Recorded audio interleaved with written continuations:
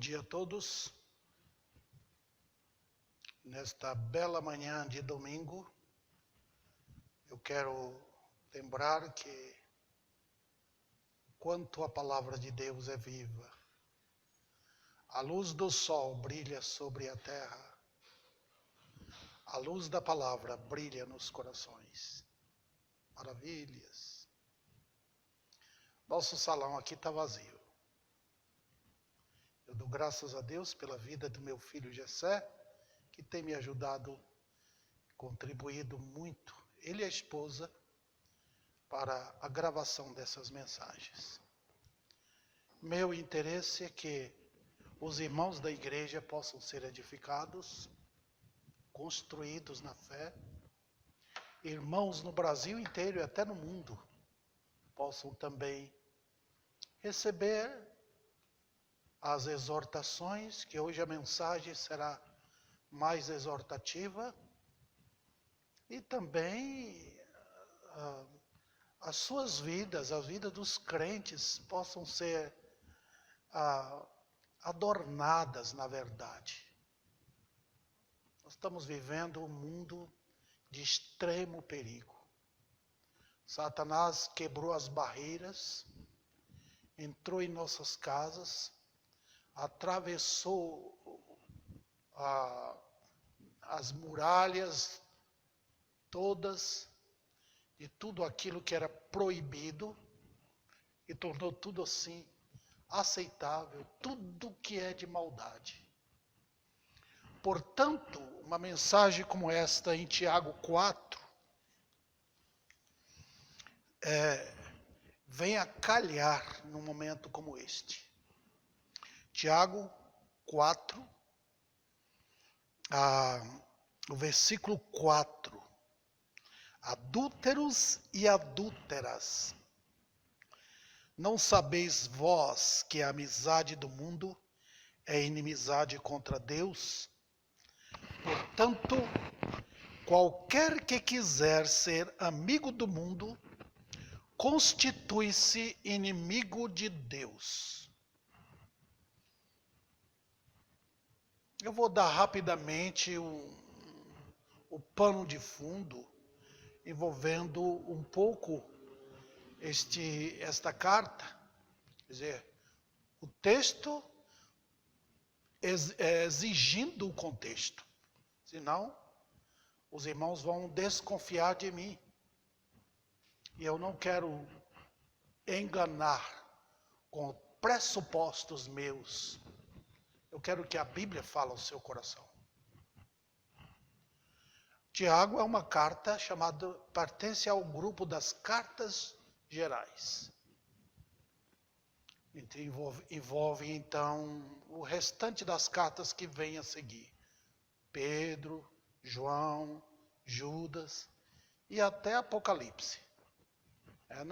Não são cartas direcionadas a uma igreja específica, como Paulo direcionou a carta aos Coríntios, a Timóteo, a Tito, enfim. É carta geral, é para todos. Mas tem algo aqui que eu considero importantíssimo para nós. São cartas práticas. Tiago, Pedro, João, não foram homens que receberam, como Paulo, as doutrinas maravilhosas, aquelas doutrinas que envolvem o trabalho do Espírito de Deus e a palavra de Deus com a igreja. São os mistérios que foram dados a Paulo. Mas esses homens foram usados por Deus para nos alertar. Por exemplo, Paulo fala sobre a fé, lá em Romanos, Paulo não está interessado em falar da qualidade da fé, ele fala da fé. Quem crê é salvo, justificado. Mas nessas cartas, Tiago, por exemplo, aqui, capítulo 2, ele dá um beliscão, abre os olhos. A sua fé é verdadeira? Você diz que creu, você diz que crê, mas prova. Prova por suas obras que sua fé é verdadeira. Então aqui que ele puxa nossas orelhas, por assim dizer, para nos alertar do perigo de estar dizendo: eu sou crente, sou salvo, vou para o céu. E no caso aqui do capítulo 4, você está amando o mundo, chega na igreja, ora, pedindo a Deus coisas e coisas e coisas, sem que seu coração enganoso lhe mostre que você realmente está querendo coisas de Deus para gastar com o mundo. E é aqui que ele trata desse assunto, amigo do mundo e inimigo de Deus. Então eu não vou sair fora do contexto.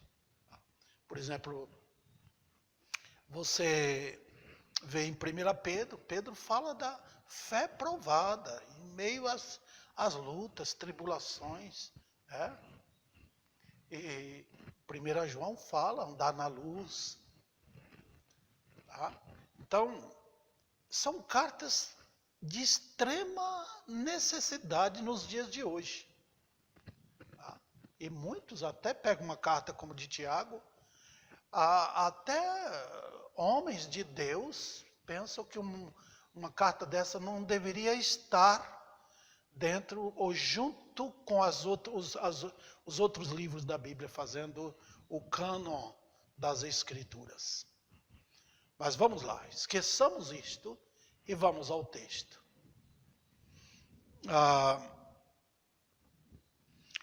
Qual é o perigo que enfrentamos hoje? Não é o mundanismo? Claro que é.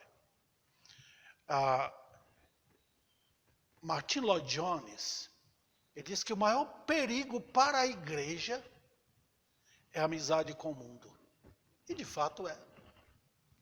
O mundo hoje, eu sempre tenho dito, o mundo hoje descobre quem você é. E você está uma vida medíocre espiritualmente falando, o mundo vai descobrir. O mundo hoje descobre quem você é: avarento, preguiçoso, abandona a Bíblia, envolvido com imoralidade. O mundo hoje vai descobrir. Se você é crente, sua fé vai ser erguida no poder da graça e você vai dar vamos dizer assim, um salto para andar com Deus. Caso contrário, sua fé é morta. No texto aqui que Tiago está referindo, versículo 4, que ele chama pessoas assim que amam o mundo, de adúlteros e adúlteras. Agora você já sabe que essa linguagem aqui é muito bíblica, porque Deus tratou com Israel como adúltera. Uma mulher foi infiel a ele. Você vê isso em Oséias. E várias vezes em cartas de livros como o de Jeremias e livros como o de Ezequiel. Tá? Muito bem.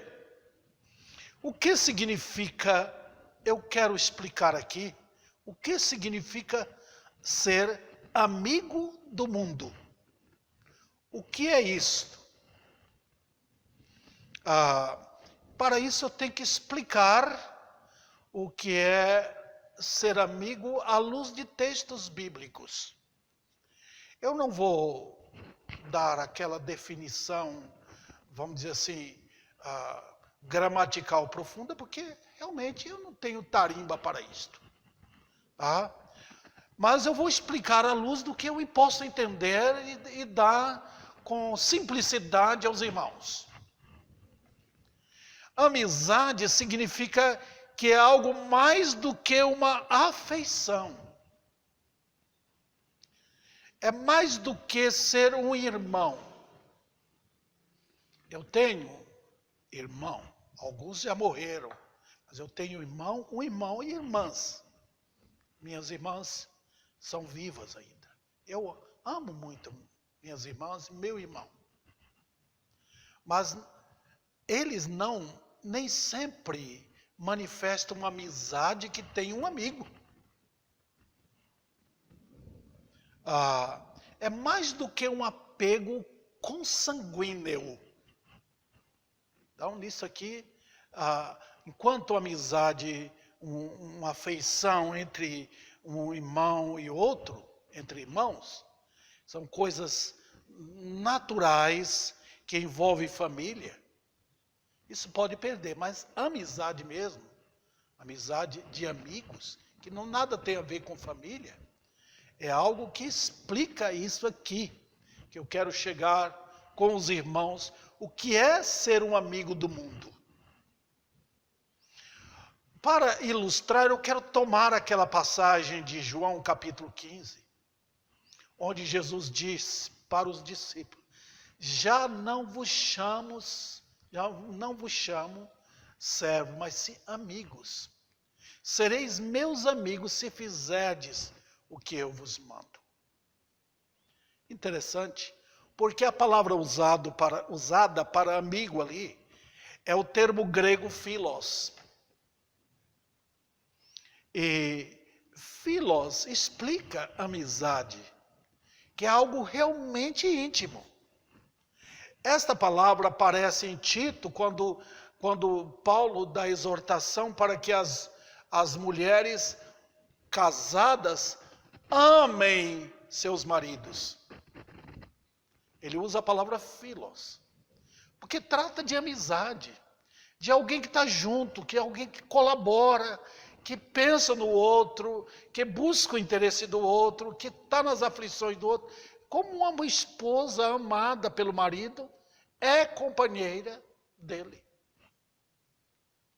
Então, um homem que tem uma esposa assim, amiga, que sofre com o marido, que está ao lado dele, que estimula o marido a ser um grande homem. A casa é uma companheira. Vocês podem notar que a exortação bíblica nunca é dirigida à mulher para ela amar o marido como o marido ama ela. Não se espera isso. É o marido que ama a esposa, que ele foi que tomou a iniciativa, ele que lidera, ele que busca o bem dela, mas ela é amiga dele. É nesse caso que eu quero explicar o quanto é a amizade de um crente com o mundo. Como o mundo se torna participante da vida dele e ele, por seu lado, participante com o mundo. Significa, então, em explicação mais simples, que ser amigo do mundo é que eu tenho posto meus afetos, meus sentimentos, meus pensamentos, numa ligação particular e íntima com o mundo. Você pode perceber? Não tem nada a ver com meu trabalho no mundo, que gostar dos afazeres do mundo, se um crente, vamos dizer, aproveita um tempo, vai com a família passear, vai, vamos dizer assim, no restaurante. Isso não é ser amigo do mundo. Faz parte da vida. O perigo é quando eu me entroso com o mundo, que ele participa da minha vida. Ele é sócio comigo e eu com ele. Aí envolve todo o meu ser com o mundo. Significa que eu tenho uma ligação íntima com o mundo. Uma outra ilustração bíblica também está na amizade que Jonatas, filho de Saul, teve com Davi. Só para explicar o que é amizade. Jonatas passou a amar Davi. Qual foi a razão? Quem tem pensamentos santos e puros entende a coisa. Jonatas era um crente. Dentre os filhos de Saul, ele se destacou como um homem de fé. Um homem que queria a glória de Deus em Israel. Que buscava o bem do pai dele e do reinado dele. Então, quando Jonatas viu a ação de Davi, depois que matou Golias, Jonatas como que estava dizendo no seu coração: é esse o homem, é ele que vai reinar em Israel, não meu pai. É esse o homem que Deus escolheu para ser o rei. Então ele tudo que tinha passou para Davi, passou a ter amizade com ele. Ele viu em Davi uma bênção para ter a família dele. Jonatas queria que o pai dele, Saul, soubesse quem era Davi, que não era infiel, que era um verdadeiro soldado de Saul, que não tinha no coração nenhuma armadilha preparada para matar Saul e ocupar o lugar dele. Então, isso fez com que a amizade dele, eu chamo essa amizade de genuína fé com genuína fé. Tá? Quando ambas se encontram, há um relacionamento de crente com crente buscando a mesma afinidade. Agora pense nisso e passe isso para uma amizade com o mundo, em que você dá de si para o mundo e recebe do mundo as coisas que o mundo pode lhe dar. Tá? Então vamos ver isso aqui. No caso do mundo, para ser amigo dele, precisa haver esse elo de ligação, né? Pelo fato que o mundo tem algo que realmente me interessa, me agrada, e eu também posso retribuir com o mundo. Vendo que é amizade? É uma ligação de, vamos dizer assim, de afeição mútua. Você dá e ele dá. Tá? Isso é philos. É o significado da palavra amigo na Bíblia. Philos. Eu contribuo e você passa para mim. Tá? Uma outra ilustração aqui, eu tomo da vida do filho de Davi. Quando Davi pecou com Batseba, vocês sabem como a maldição de Deus veio sobre a família dele. Não foi um moço terrivelmente perigoso. Descobriu isso quando Deus tirou a mão do palácio, e aí as aberrações começaram a vir. E ele pôs seus olhos na meia-irmã dele, Tamar, para que ela atendesse seus anseios sexuais terríveis. Disse a Bíblia que ele amava Tamar, mas é o amor erótico. Então o que ele fez? Ele se uniu com o primo dele. Foi isso aí. O primo dele foi seu amigo. E essa é a relação de amigo com amigo para os seus interesses mútuos. Então o que ele queria de conselho, ele buscava nesse amigo. Foi aí que o amigo aconselhou ele fazer o que ele fez para maltratar vamos dizer assim, fazer aquele acontecimento brutal contra a sua própria irmã. Que era necessário um castigo de pena de morte, conforme a lei de Deus. Tomar sua irmã e apoderar-se dela foi uma armadilha que ele fez lá dentro do palácio. Tá bom. Então, eu quero explicar isso para os irmãos entenderem o que era amizade. Significa que podem o crente andar junto porque há pleno acordo. Lembra? Andarão dois juntos se não houver entre eles acordo. Então, quando eu estou de amizade com o mundo, é porque há acordo com o mundo. Podemos andar juntos. E notem bem, quando essa amizade é vista, um defende o outro. E isso é perceptível dentro da igreja. Quando o pastor começa a falar e mostrando na Bíblia a necessidade de separação, pessoas dentro da igreja começam a atacar. Isso aí não tem nada de errado, tá? Mas o pastor mesmo, tem muitos hoje dentro da igreja que querem ser melhores do que o pastor, em termos de conhecimento. Tá? Eles querem sobrepujar o ministério de alguém que Deus colocou dentro da igreja.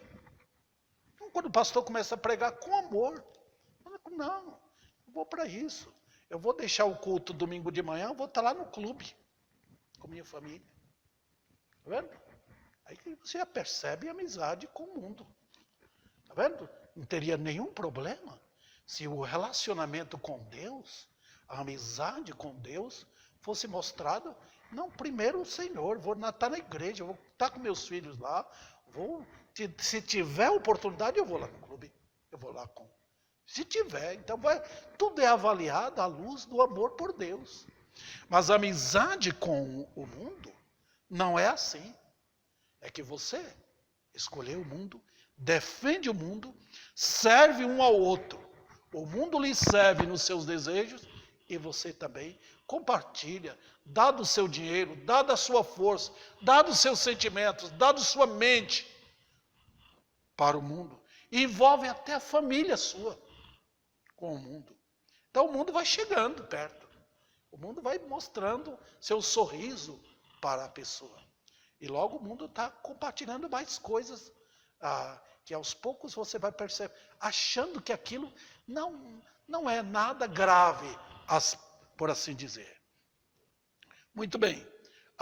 Sendo amigos, então não haverá inimizade. Percebe? Então, no momento que transforma-se em amigos, acabou a inimizade. Tá? Uma coisa que você não vai ver Deus é a amizade com o mundo. Tá? Porque o mundo odeia Deus e Deus odeia o mundo. Tá? Então, se você ama o mundo, é amigo do mundo, você não vai ter inimizade como a Bíblia manda ter com esse sistema mundano. E em tudo verá que a conciliação e a harmonia. E você até vai chamar a atenção de um pastor, de um crente mais piedoso, que quer lhe ajudar, quer orientar, quer exortar, quer chamar sua atenção, que ora por você, mas você não gosta, porque, não, eu tenho amizade. Tá? Você vê que o pastor está vendo como está indo sua vida. Você não tem mais. É impossível ligar a sua vida com a palavra de Deus e ter amizade com o mundo. Quem ama a palavra de Deus distancia do mundo. É a distância maior que existe. Quando você está amando a palavra de Deus, o mundo fica distante. Você não quer mais aquilo. Tá? Você quer. Você tem trabalho com o mundo, você trabalha, ganha seu dinheiro, precisa, tem certos amigos, tudo bem. Mas estou falando de amizade. Vamos adiante. Na amizade não há participação na família. Tá? Por isso não há exortação e aconselhamento. Não há. Amizade é amizade. Você gosta daquilo, você está com a pessoa porque a pessoa gosta do jeito seu. Então não vai aconselhar, não vai, como o caso de Amnon e o primo dele. No momento que na amizade alguém chama atenção, ele já perde a amizade. Então ele não quer ser contestado nos seus ideais carnais.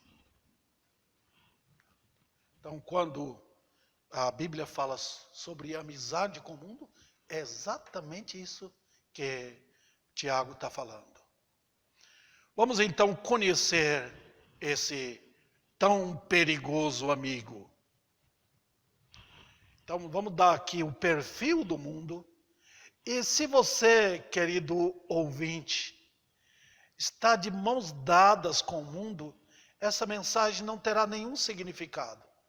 Não vai ser nada que mexa com sua consciência. Quando a pessoa está definitivamente ligada com o mundo, e a palavra de Deus não fala mais. Não tem nenhum efeito na vida. Mas notem, o mundo é o inimigo mortal de Deus. O mundo é inimigo 100% de Deus. Não tem assim 1, tal por cento. Não tem. Não tem uns 5% de amizade com Deus. Você não vê isso na Bíblia. Então algumas pessoas até falam, poxa, aquele fulano de tal, ele não é crente, mas ele é amigo. Não existe isso. Tá? Quando você coloca quem é Deus, o Deus da Bíblia perante o mundo, é uma luz que brilha tanto que afugenta o mundo. Eles não gostam. Os homens, nota, eu estou falando do mundo em sua organização humana. Não o mundo criado por Deus. Do Senhor é a terra e a sua plenitude. Estou falando da organização feita diabolicamente, tá? Para que o mundo seja o que ele é. Então você vê o mundo num só indivíduo. Uma mulher crente, fiel e zelosa, vê o mundo no marido dela que não é crente. E o inverso também. Às vezes um homem crente, cuja esposa não é, ele consegue ver o mundo nela, num filho. Então, quando o ladrão na cruz se converteu, de repente ele viu o mundo no colega dele. Já não era mais amigo. Já tinha outro pensamento. Quando Saulo se converteu, ele olhou para trás e viu todo aquele agrupamento de religiosos da religião farisaica dele como inimigos.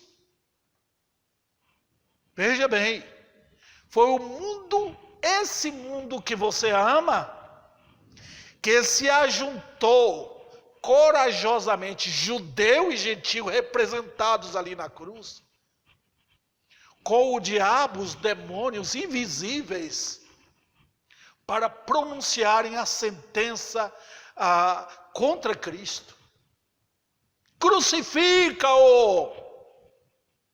Troque, nós queremos um Barrabás. É esse o mundo, que até hoje é assim. Eles gostam de um Cristo da cruz.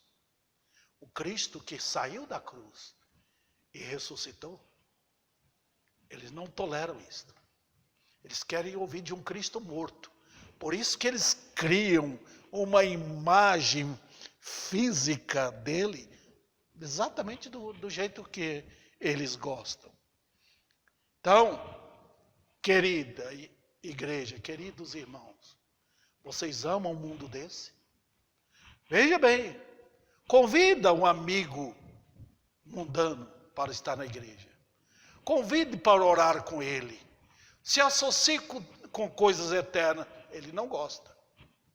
Se você tem amizade com o mundo a nível de sociedade, você tem um negócio e é sócio com o mundano, você vai perceber.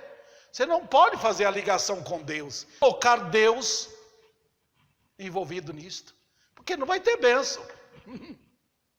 Ele não quer. São pensamentos diferentes.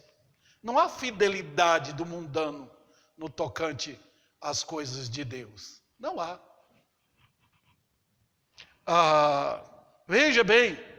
Então você vai unir-se a isto? A uma amizade íntima dessa? Eu ouvi, lembro-me, faz tempo, numa reunião de casais, de crentes perguntando se podia levar a esposa dele no motel. Um ambiente da ira de Deus. Um ambiente onde Deus pode derramar seu ódio intenso contra elementos que brincam com a lei dele, contra a lei de Deus. E o crente pode fazer uma coisa dessa?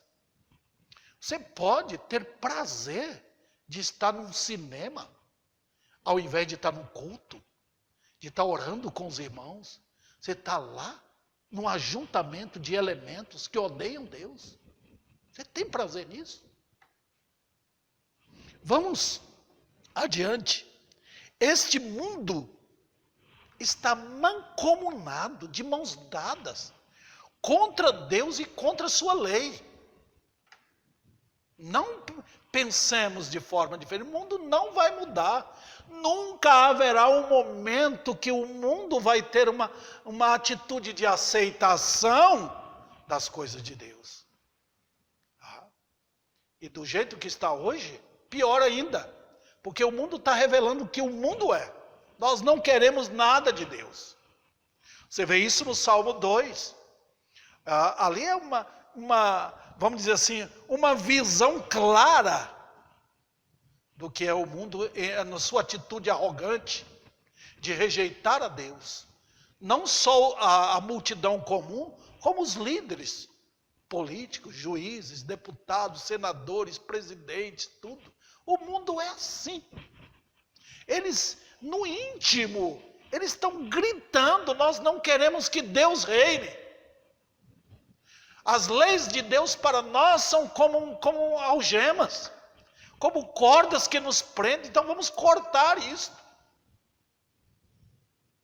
Eles querem que acabe com essas coisas, para viverem seus pecados. Pode até haver um tempo gostoso, pode até haver um tempo que tem família, que tem amizades, mas quando Deus tira essa paz, quando Deus pega e remove essa paz, aí a perturbação vem. Então, quando você vê uma certa calma no mundo, uma certa paz, um certo ar de justiça, não é do mundo, é Deus que está fazendo. Mas quando Ele tira isso, quando Ele remove isso, como Ele já fez em muitas nações, e como há de fazer na grande tribulação, vocês vão ver. Então não pode haver essa combinação de crente com o mundo. Não tem jeito. Também podemos acrescentar, nós, quando estamos convivendo com o mundo, não percebemos coisas invisíveis. Quando os crentes estão envolvidos com Deus, aos poucos a fé vai tendo os seus olhos abertos, né? Eu preciso desse óculos, senão eu não consigo ver melhor a Bíblia. Então eu preciso dele. Então, uma vez que caiu aqui, eu tenho que voltar para ler melhor. Então, a fé faz a gente ver invisível. À medida que o crente vai aproximando da Bíblia, sua visão é incrivelmente melhora cada vez mais. Porque você vai conhecendo o que é seu Deus. O mundo impede que você veja quem é o líder deste mundo. É o diabo, o Deus desse século. A Bíblia repete isso. O espírito que opera nos filhos da desobediência. Tá? Então, queridos irmãos, é exatamente isso. Quem é o líder deste mundo? Quem está por detrás de todo esse planejamento, de toda essa maldade, de toda essa corrupção que avança, desse mistério da iniquidade que opera cada vez mais? Quem está por detrás? Quem está por detrás dessa destruição de família, de maldades inconcebíveis, derramando sangue inocente, mentiras e atrocidades abomináveis? Quem está por detrás? Satanás nunca está contente em seus planos normais da vida. Ele quer avançar, ele tem uma meta, ele tem um projeto para o futuro. E ele quer alcançar. Então, quando conhecemos isto, então nós entendemos que os planos deste mundo envolvem o quê? Arrancar todo o conceito de Deus. Vemos isso em 2 Tessalonicenses. Tá? Satanás quer retirar tudo que é de Deus. Todo elemento que envolve a Bíblia, ele quer tirar. Ele quer o mundo segundo ele. Exatamente como fez Caim. O mundo é assim. Quando Deus liberou, falou para Caim: pode ir, com a marca de assassino. Vai, envolve seu mundo, cria o seu estilo de mundo.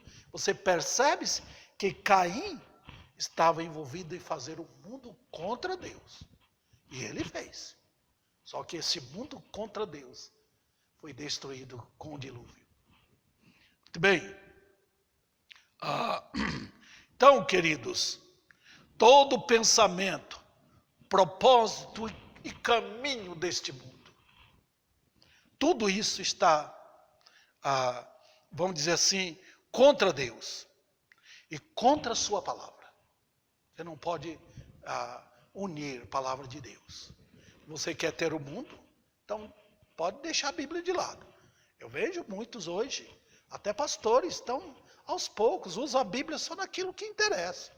Aqueles textos que vão me ajudar, vão manter o pessoal dentro da igreja, ele não quer perder o pessoal, então ele está ali, mas não ataca o mundo, não ataca ataca o diabo, não ataca as hostes das trevas e não apresenta, vamos dizer, positivamente a mensagem da cruz.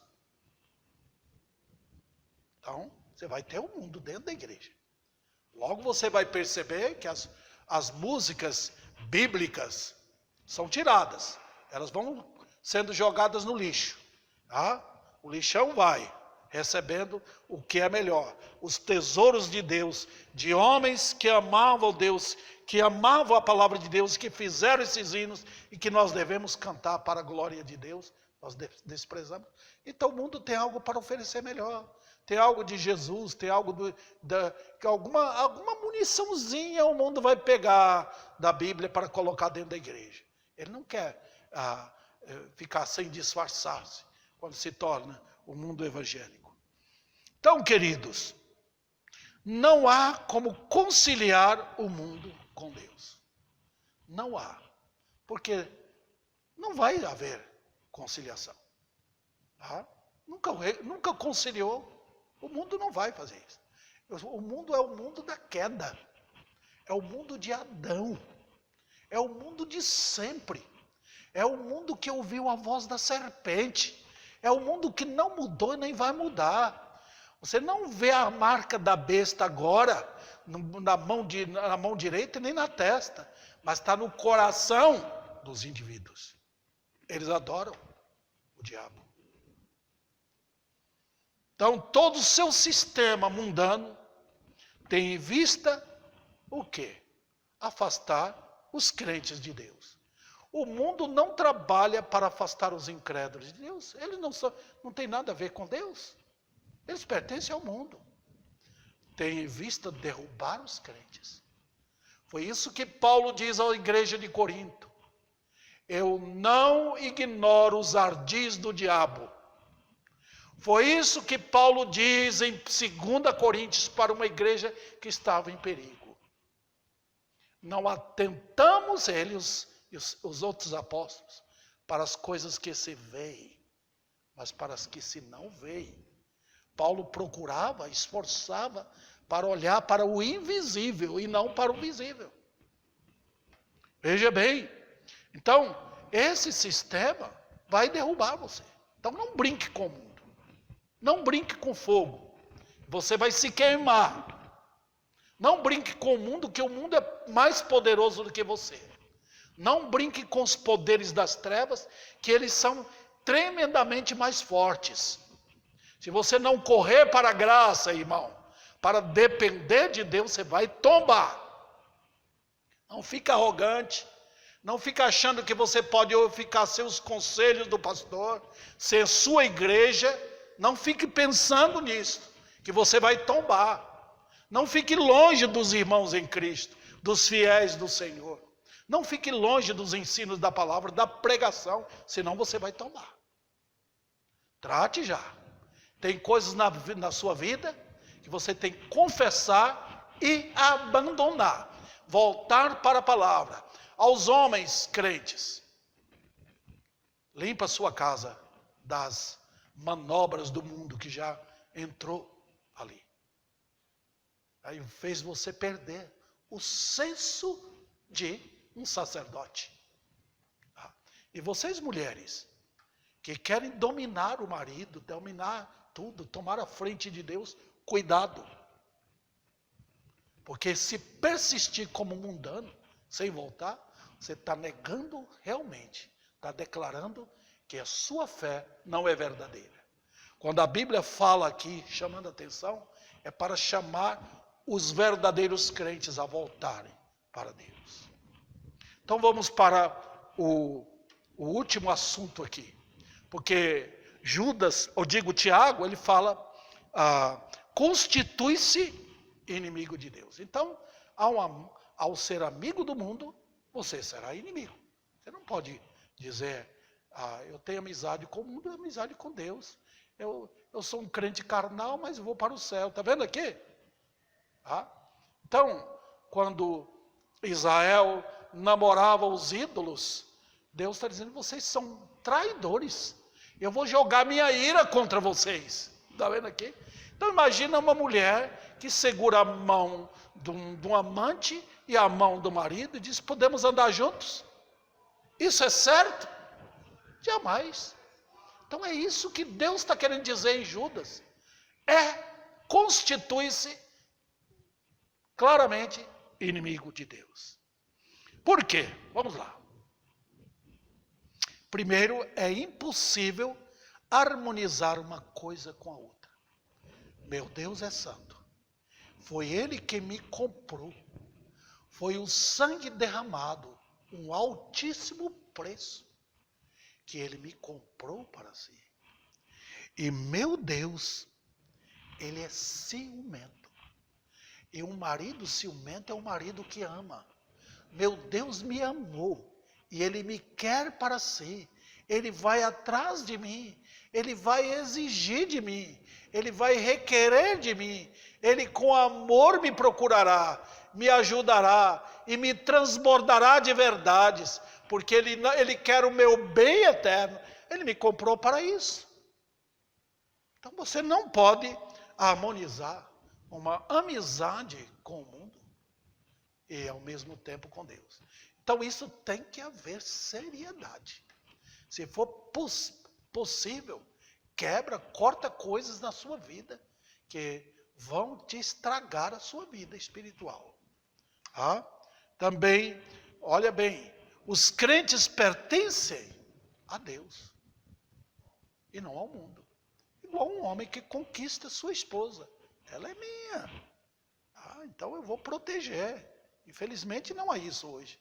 A mulher sai, se expõe perante os homens no mundo, e o marido não pensa, que há perigo, que é responsabilidade dele proteger sua esposa. Tem mulheres que são mulheres direitas, sabem como viver, mas elas veem o perigo. No tocante aos crentes, pertence a Deus. Se você não é amadurecido suficientemente para encarar o mundo com sabedoria, ter discernimento com as coisas, saber o que é certo, o que é errado, o que é de Deus e o que não é melhor cortar. Porque aquilo vai lhe estragar a fé. E Deus faz questão, corta.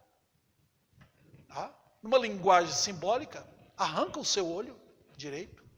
Arranca a sua mão também. Veja como a Bíblia leva essas coisas a sério. Então, o Senhor, como eu havia dito, é um Deus ciumento?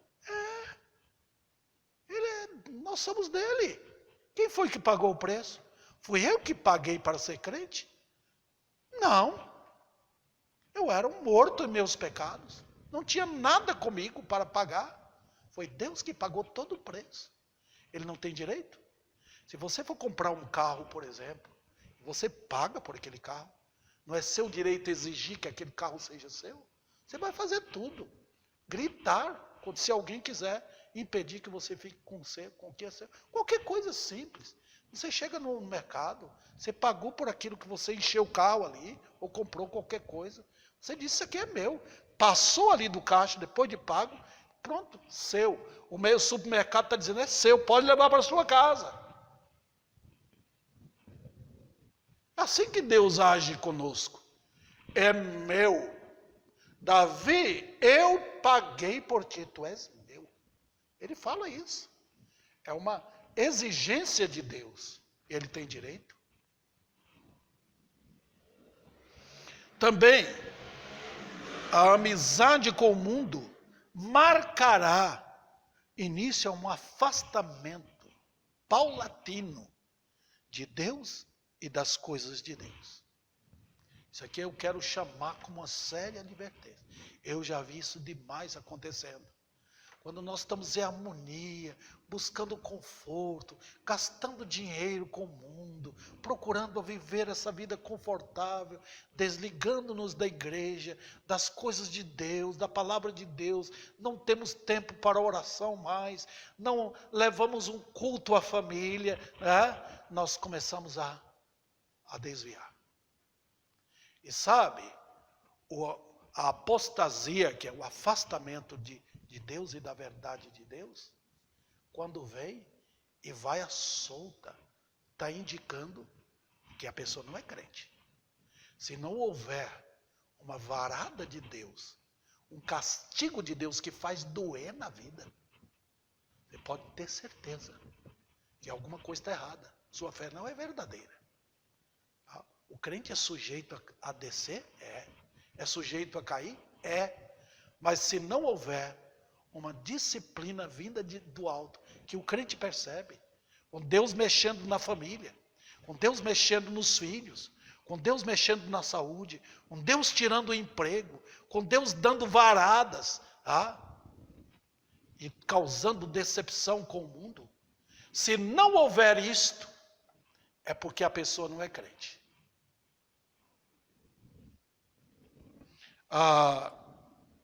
Também é perigoso tentar arrumar motivos duvidosos para envolver com o mundo. É perigosíssimo. E muitos fazem isto. É o que a Bíblia chama sofismas. Arrumando até argumentos bíblicos para envolver com o mundo. Isso é muito, acontece demais em nossos dias. Não quero harmonizar tanto com Deus, porque vai sacrificar alguma coisa da sua vida. A vida cristã não é sentimento de bem-estar com o mundo, com a carne. Vida cristã, até chegar no céu, é luta, é guerra. A Bíblia manda alegrar no Senhor e não na carne. Alegrai-vos no Senhor. É a exortação bíblica repetida.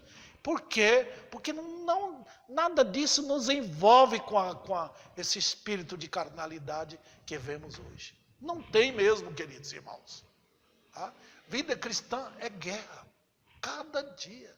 É luta para orar. É luta para ler a Bíblia, é luta para estar na igreja, é luta para alcançar os altos, os tops da vida cristã. Não é fácil. Nós ficamos de forma medíocre lá embaixo. Nós gostamos dos vales porque não temos que subir. Mas nós somos chamados os perfeitos que lutam para alcançar a perfeição. Os santos que só eles podem santificar. Só os limpos que purificam são esses. Nós estamos no mundo que mexe com nossa pureza, continuamente sujando, simbolicamente sujando nossas mãos, nossos pés. E por isso que nós temos que buscar e lutar. Aí por que a igreja? Por que junto com os irmãos? Porque é a família nossa e nós temos que ajudar a lavar os pés, conforme Jesus diz em João 13. Lavar os pés uns dos outros. Porque nós estamos no mundo para isto. Muito bem. Podemos também lidar com o mundo sem travar qualquer amizade com ele. Isso aqui é importantíssimo para nós entendermos. Estar no mundo sem ser do mundo. Vamos lembrar disso.